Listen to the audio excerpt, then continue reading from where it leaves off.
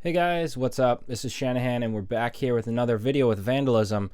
This time we want to discuss a very important technique known as pitch bending.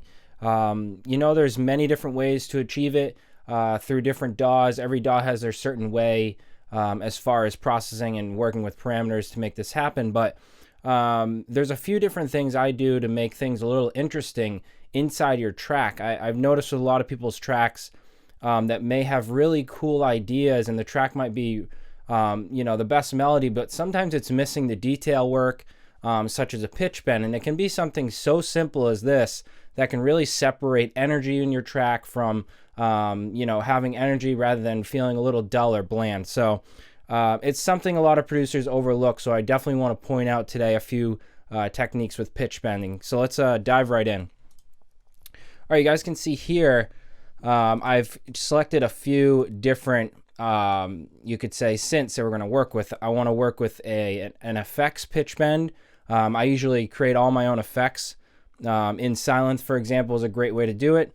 And then pitch bending pianos to chords to bass lines, etc. And I'm going to go through all of them and show the different styles and techniques. So let's dive right into the effects one.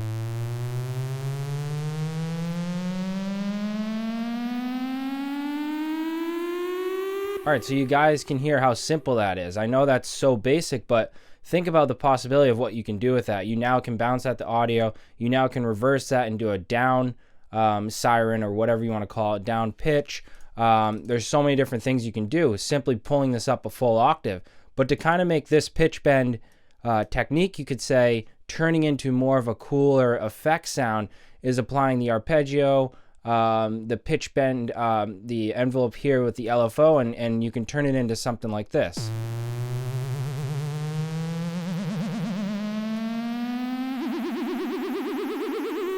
And you can increase that, get really crazy with that. But the cool thing with the arpeggio is now you can create a pattern, kind of giving it more intensity.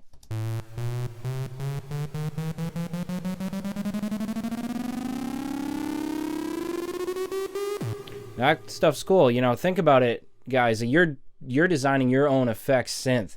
I know a lot of us love just dragging samples in and into our DAWs, and it's much quicker workflow. But it's very rewarding to do stuff like this. That simply just took us 1 minute to create the pitch bend and then kind of mess around with the parameters. So let's go on to the next one. That's a really basic starting spot for pitch bending.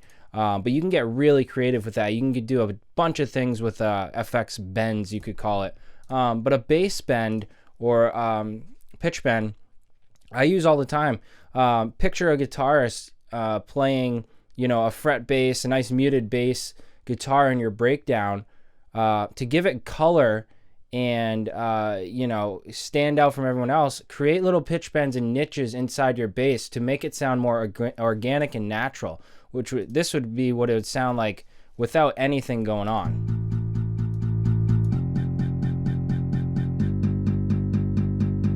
That's not really what it's going to sound like when a guitarist is playing your bass line. It's going to sound something more like this.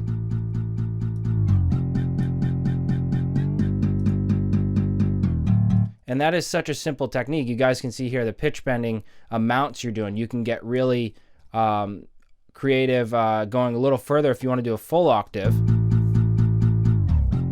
But it's not really, that doesn't sound natural, because remember, think about where the guitarist is playing these notes. It's going to glide down from this A down to this F. So you really should glide only that amount between those keys. That's why this pitch bend amount is not full all the way down. So it gives that natural, real natural effect that a guitarist is playing your bass line.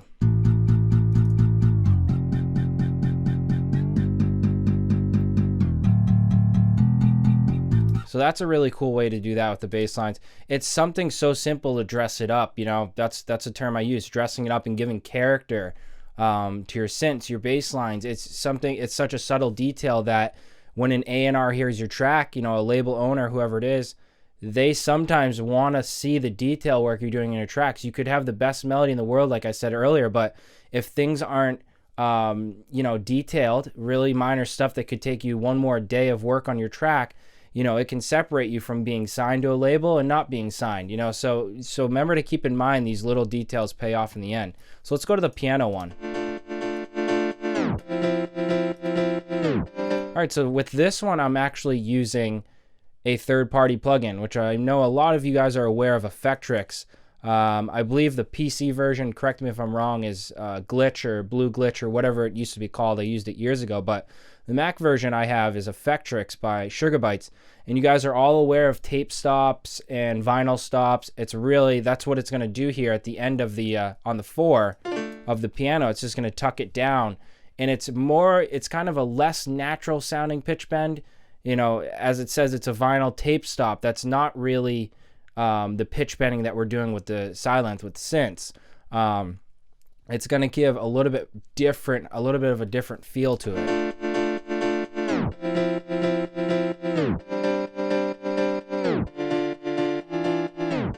So it gives it that cool character, you know, adjust your timing and your slope to give it a little bit of a slower pitch bend.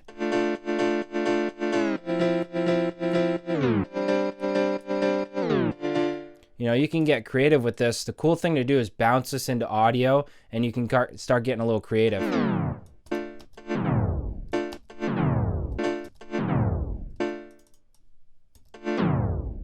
So now if you were to click, let's just do this first bar, for example.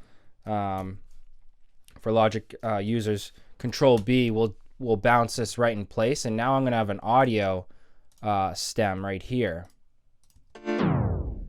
And now what I'll do is just take this audio stem, and you can get creative with this. Start manipulating it, throwing it through third-party plugins, and start creating your own effects and certain details in your songs. Take Audien for a great example as an artist. Go look at his productions and notice the little niches and reverse effects that he has going on. A lot of it is based on pitch bending. The pitch bending techniques he's doing, he's then working them into audio to turn them into an effects element. You know what I mean? So something cool you can do here is if we open this up now as a sample and we reverse it, now you could use this, say, to start your radio edit of your track, or for example, to start your breakdown, to introducing your piano. You now could just almost start it with this cool little pitch bend audio snippet that we have. If you turn the Effectrix off on the main one, you'd get like an intro.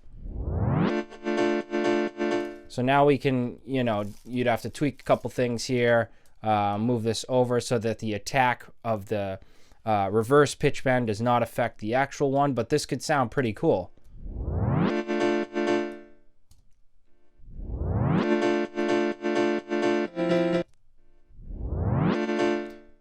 So that's, you know, something so simple. I know that isn't the biggest detail in the world, but trust me when I say A&Rs and company owners that you're sending your music to, they are looking for this detail work. Something as simple as a pitch bend, reverse sounds, etc., can really separate you again from being signed, or maybe they pass on the record, you know. So keep that in mind. Something as simple as that pitch bend right there.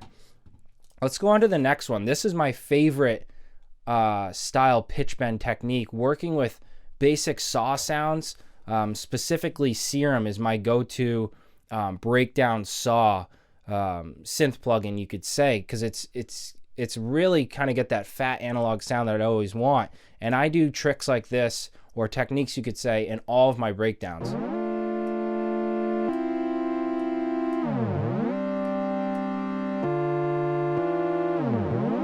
To me, that sounds so much better than if you were to literally, you know, get rid of all of this. You know, this is what we'll be left with. Just put all this back to 0. And it just sounds too bland to me. You know, if I hear a great track that has that, and I'm like, oh, great, I love the melody and the vocal they have, I'm really into it, but why didn't they put details into the bass line or the chords, having movement underneath your track, underneath your main elements? Again, it's that detail work that's going to go a long way. This sounds night and day difference to me, and it literally took me a minute to achieve this technique. and work it into this sound. And the cool thing, usually people will cut this right at the 1 so that measure 3 kind of starts back at 0 pitch-wise. I like to let it kind of smoothly, almost if you have the attack up on the envelope. It's almost that same idea, but you're now doing it with a pitch bend. So it'd be like this without it. See how that still sounds cool, but I kind of like how it slowly works back up into that full octave.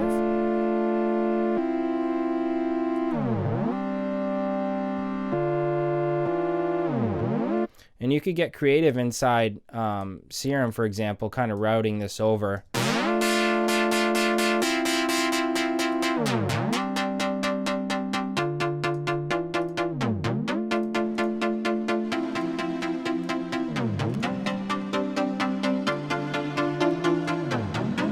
Now you're kind of getting that vintage Dead Mouse sound that we all love, you know. So kind of mess with that idea. That again, it's something I use in a lot of my tracks, but it's something that you can be really creative with. You can take it further. If we take all this back off, if we bypass what we just did, we'll take the reverb off too. I would do the same idea that I just did with the piano. If we now bounce this in place and take a look at it, let's now look at the audio we have.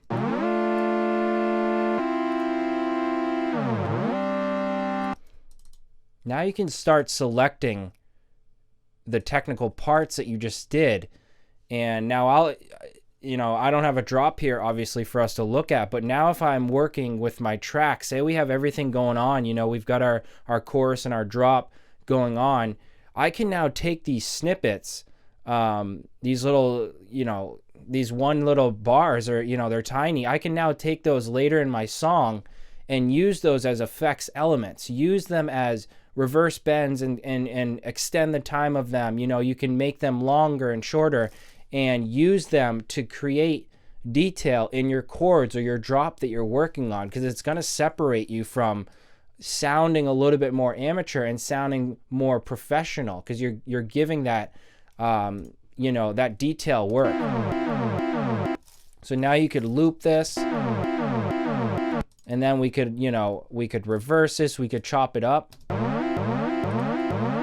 So you could do a similar idea that we did there with the piano, of kind of messing with an intro part into the chords. If you did something, you know, and then you take this first bend out.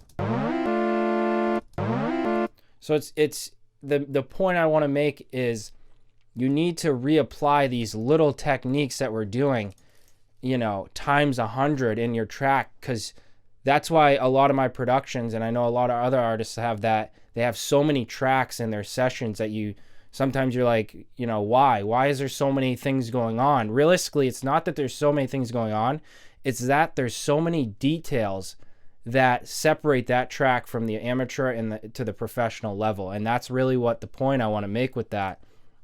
Really take your time on these little niche things that we're doing here.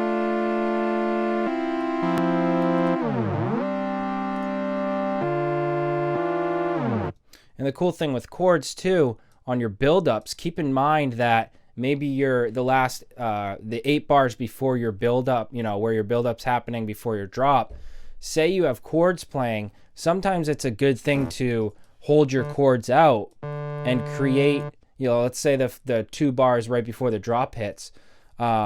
Sometimes it's smart to pitch bend your chords. It might sound a little wacky at times versus all the other elements you have going on in that section of the track. So be careful while you're doing this.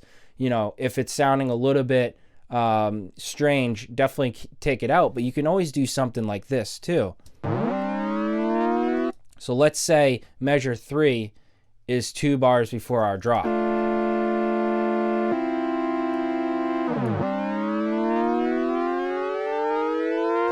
And then, you know, right on the 4, what we'll call 4/4, this, you could say, you know, big snare, you know, snare impact hits right there, and you kind of rush the chord pitch bend back down.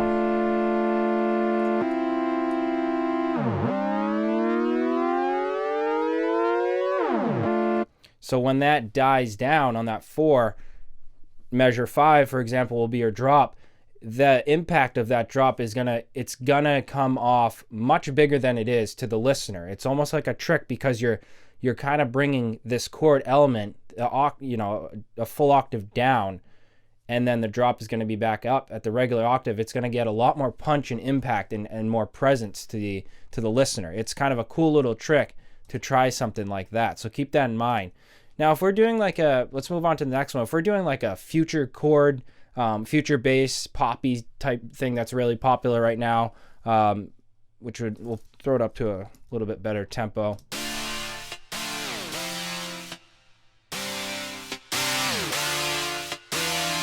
So your snares will be hitting on the 3 right here to kind of get that future bass pop sound. So that's why I'm shutting the chords off on the 3. The snare would pop right through here. But the thing, if you take a look at the Chainsmokers, for example, I believe their song Roses does that. They take their chords, while it's playing in the drop, they take their chords and reverse them, just like we have here. So now let's do the same technique of bouncing in place like we've been doing and take a look. If you take this section right here and loop it while the drop's going, let's say we have we'll keep these chords going up here, and let's take the one we just bounced and let's reverse this section right here. And now you can use this as a element in the drop, as I've been talking about. It's such a detailed piece. So let's turn this on, and then we'll hit reverse.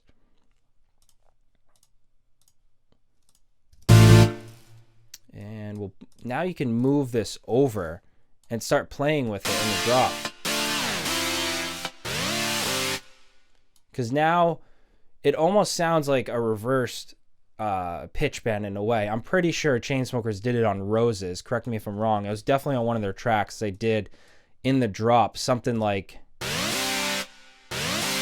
that's the type of stuff that's going to separate you. Again, I apologize, I keep bringing that up, but I want to make that clear that myself as an A&R with my own label, I'm looking for stuff that separates you, the detail work, the small things. Every track is good, but the tracks that are great are the ones that have details and little niches and stuff like this that really bring everything out and fill everything up and make it feel more natural and less plastic and digital. You know what I mean?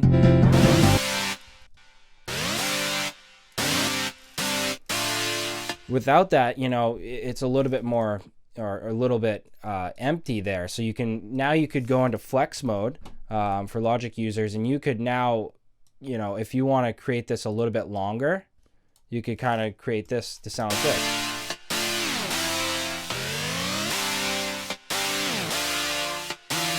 Again, that's just super cool. That's something so simple and subtle that just took us a few minutes to do. That again, it's going to really stand out in your tracks and make you a little bit more different. So that's kind of touching base on a couple different genres there. The future bass idea, maybe like a progressive house breakdown for this chord that we did, which we had sounding like this.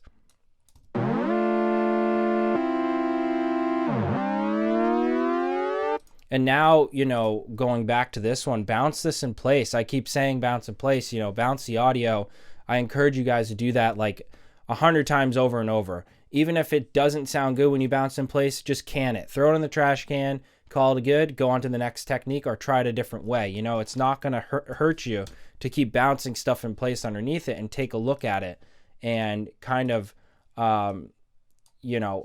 put more processing on it and create it to be a little bit fuller than what it was in the synth. So now you simply could reverse that, for example, and use that in your track somehow. Like, think creatively how you could use all this stuff rather than dragging in all these sample packs that may have stuff like this. Make it yourself. I encourage you guys to just really get creative. Take a day or two in your studio when you're not even working on your track and just work on stuff like this that you can save in a sample pack in your folder or something that you can revisit on another track, so you'll start creating your own little niches and samples. So let's slow that back down to 128. Yeah, to kind of address what we talked about, all the pitch bending was done with inside Logic's piano roll, which you guys can do in your DAW. You know, you guys know how to do that, I'm sure. And then the other thing was Effectrix that we used was a third-party plugin to create that tape stop effect. Really simple, but you can do so much with it, as you guys saw what I did with the reverse piano. But give a shot in your next productions. Have fun with this. Like I said, just do like an hour a day fooling around with this and figuring out which pitch bends you could use in your tracks. You know, do it a couple different ways and then see which one sits right, automate them, and make them fit perfectly in the track. But we'll see you guys next time. Hopefully this helped you out, and take care.